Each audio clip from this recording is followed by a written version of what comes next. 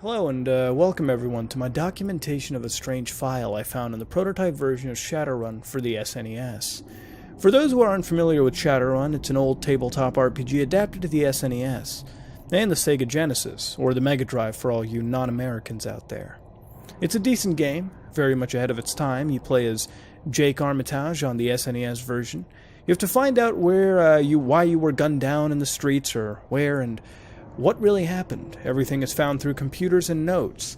I owned the title on my SNES since the launch date, and had always loved pulling out my old SNES and getting some good old-fashioned nostalgia.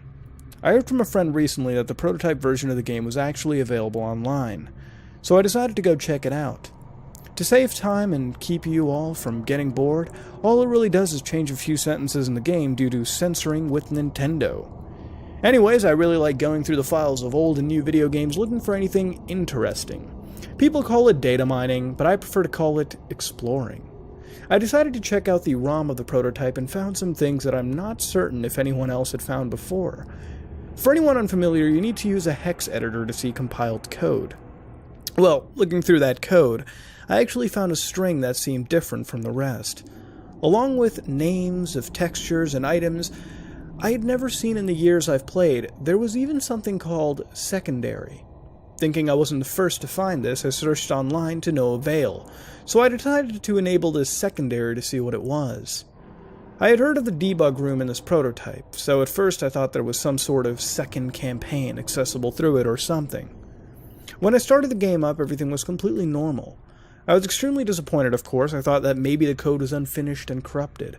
I woke up in the morgue, except that it was called Chop Shop, because of the prototype version. The game sent me through the usual intro and I began playing. Everything was the exact same until I had died, in the 6th arena fight in Area 2. I wasn't properly equipped and went into the fight with my pants around my ankles. He whipped my ass, and was sent to the game over screen. Fuck. I cursed under my breath for being so incompetent, but was quickly stifled when I saw that instead of the regular game over, the two Chop Shop workers just dragged Jake off screen by his arms. The sight of his limp corpse being dragged off, like he was, just meat I guess, was surprisingly disturbing. Another thing that struck me odd was that I heard deep laughter for a moment. Now before you grab your pitchforks, the SNES was capable of laughter-like sounds. See Kefka from Final Fantasy VI? Could it have been Drake?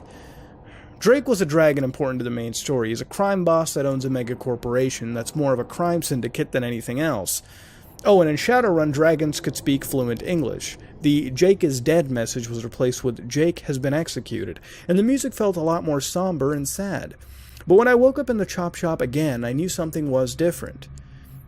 And you see, when you get the game over screen, you're sent to the title, and you have to go back to a previous save. But when I died this time, I woke up in a Chop Shop. Although it looked more dirty and unkempt, everything had a light layer of black dust-like substances on them. Instead of seeing any dialogue, Jake got off the table and cracked his knuckles. I noticed that the scalpel was missing from the table close to me, so I decided to head into the next room. Still, no one around. I checked all the cabinets, which were abruptly open, and found nothing. I then noticed a small discolored square on one of the desks. I used it and found a charred cell phone. Using it, I found the only number was an important character to the story, Glutman. I tried calling the number, but the phone apparently did not work. I stepped out into the hall and left the building. I immediately noticed three things. One, everything had an orange hue. Second, there were no civilians. And third, everything was destroyed. From this point forward, the original campaign will be known as Game A, and whatever this was will be known as Game B to avoid confusion. Now in Game A, you walk outside and see a few civilians and a dog barking. In Game B, everyone was gone, all the windows in the buildings were cracked, and the dog that barks at you from across the street is gone. His collar was out of the sidewalk, next to the broken fence. When I picked it up, the item name was Charred Collar.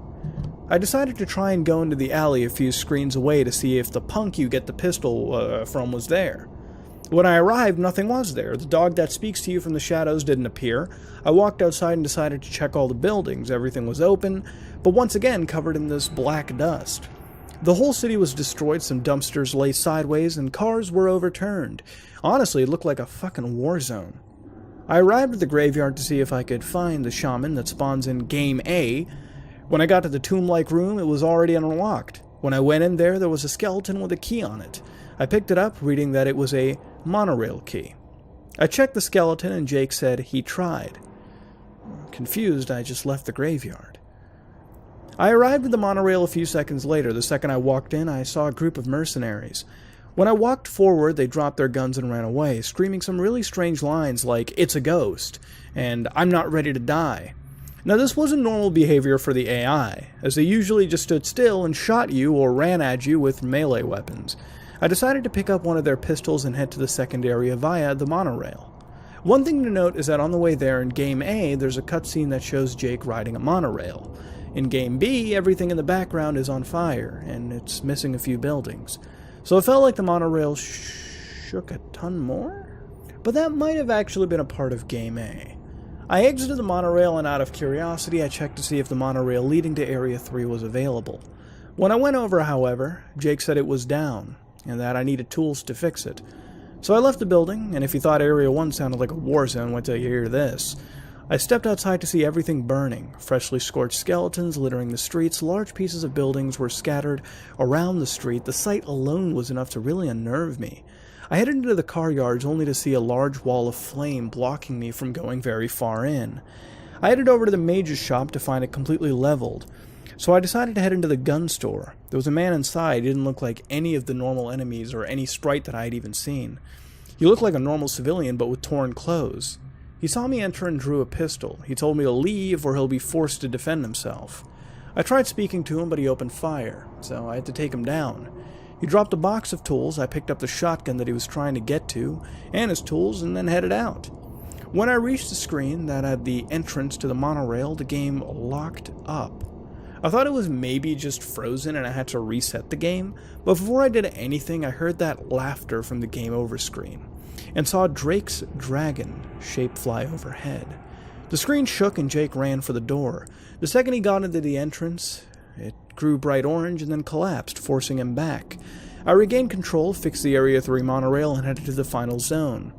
The cutscene from before was back, but instead of everything being on fire, all the buildings were gone, and one giant tower stood above the rubble, clean despite the surroundings. I got off the monorail and headed to the last zone. Every entrance was collapsed except for the exit leading to the large tower known as the Anarchy Building, that served as the final level. Anarchy was a corporation that hired Drake and his goons to kill Jake in Game A. They had a supercomputer with a built-in AI that they were planning to use to take over the Matrix, which was the thing that controlled practically every electronic piece of equipment in the world. And Jake had a virus with him that would destroy that computer if he got to it. I exited the station and saw cars blocking every other direction except for the entrance to the building. As I walked in, a guard came running towards me.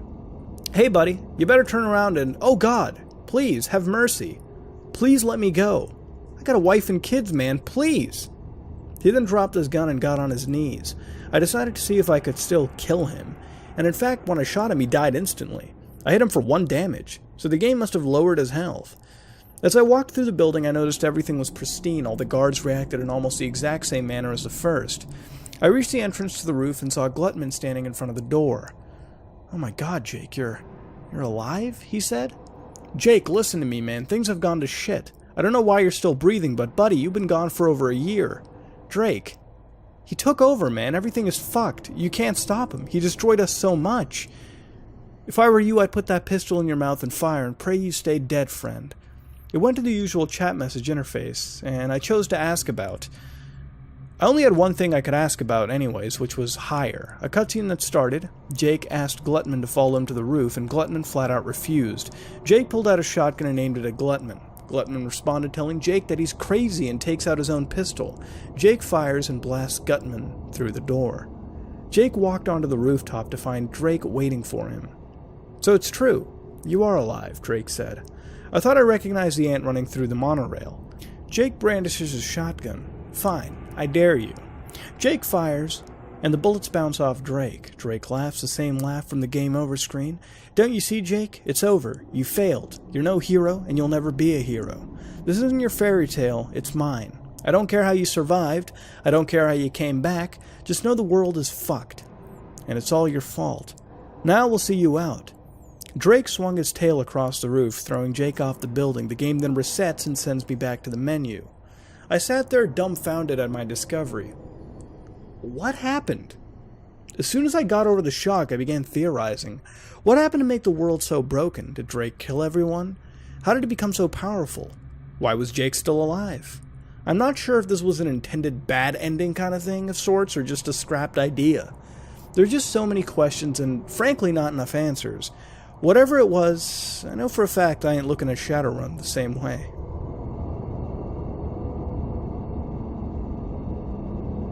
And ladies and gentlemen, that is a Shadowrun creepypasta. Now, I've shown a lot of Shadowrun gameplay, but I don't believe I've ever shown a Shadowrun creepypasta. Now, this is a fresh story. It is freshly cooked. It was just recently posted, and the author, of course, all these are viewer submitted. But I clicked this open, and I like Cyberpunk, as you all know, so I read through the story, and how do I think about it? It's okay. It's just okay. Now, it got kind of shitpasta territory, I won't lie, but it wasn't a shitpasta. Hell no. With the stories that we've read on this channel, it would be kind of it'd be insulting to those stories for me to just put this one on the same caliber as those. Those are, I mean you can't put this on the same caliber as Alex Melee. Okay, that's something else entirely. But this one was okay. I do like stories where we look at games and they really aim for them to be technically believable. Now, I have played Shadowrun on the old SNES, and the game is probably one of the best looking games on the SNES that I've seen, one of the more in-depth games, and it is a good SNES game. So everything that was mentioned in this story is something that you would actually see in the SNES version of the game. Of course, without any kind of screenshots, and this is why I think screenshots are really important for a video game, even if they're not directly related to the story. If you're going to compare sort of this Game A, Game B thing, it would be nice for you to input screenshots into a creepypasta so viewers who have never played Shadowrun at all could actually see, or, you know, sort of visualize the stuff as they go on. You know, for me, because I played the game, I was better able to visualize what was going on here. And because all these things in Game B were so technically believable, it honestly made the creepypasta much more enticing for me to read through, and it made it more enjoyable for me in the end. But I feel like if you're going to make a story like this, it's always, especially a gaming story, even if you're using it just to compare, I think you should definitely aim to have some screenshots to sort of draw some similarities to. But all in all, I do think it is a good story. I definitely do enjoy it. And going through it bit by bit, you know, when you start off from the part 1 to part 2, it's something that has an interesting premise to begin with. It's very believable. People like to data mine, so to have a data miner go through it, it's not cliched at all, and it makes sense. And then going through the story, it's definitely a very interesting part B to the main game that we're looking at over here. You know, to me, I almost felt like we were looking at sort of a Fallout-esque story. You know, nukes went off or something crazy like that. But that's sort of the problem, and that's why I think this creepypasta is just okay, because as soon as you hit the ending section of this creepypasta, that's where I think it really does fall apart. Dialogue in a creepypasta, dialogue in any spooky thing, is either hit or miss. And it's very difficult to hit it, trust me. There are a few creepypastas in my entire knowledge that I can say do dialogue good. Other than that, it usually comes across as something that's really cringy. So for example, over here, when you get to the end, it's all so cliched. It's like watching a movie from the 90s, but not in any good way. You know, it's just something that makes you go, ugh. I mean, you're just reading this ending, and I feel like if you omitted it, or if you just gave some realization to what happened. I mean, if you just threw out the nuke over there or something crazy that went on, or maybe something just for shock purposes, I feel like that would be a million times better than just inputting dialogue into a story that just makes you go, you know? It's just one of those things that I feel in any kind of a story is so hit or miss. And again, it's really difficult to hit it, but if you can hit it, good for you. It can make it at times. But overall, I have to say, from a story perspective, it was alright, but from a technical perspective, I actually thought this was pretty well done.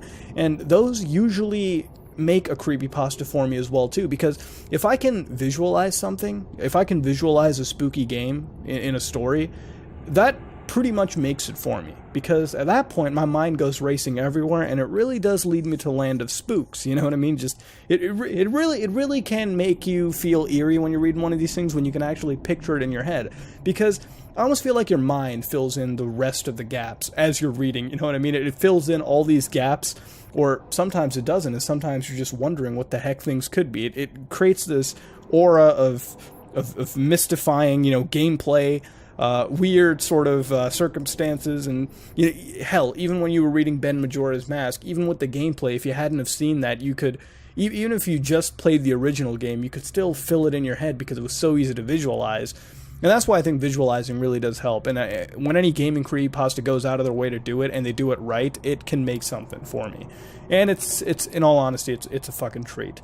But I gotta say, all in all, it's an okay creepypasta. There are certain things going against it, but you know, it's pretty interesting, I must say. That being said, I think I'm going to end this episode of Haunted Gaming. As always, I would like to ask what you thought about this in the comment section below. What would you rate it? What would you change to make it better? This has been another episode of Haunted Gaming, part of Creepypastas. If you like what you saw, please like, comment, and subscribe. Dislike it if you dislike it. This is me, Mudahar, and I am out.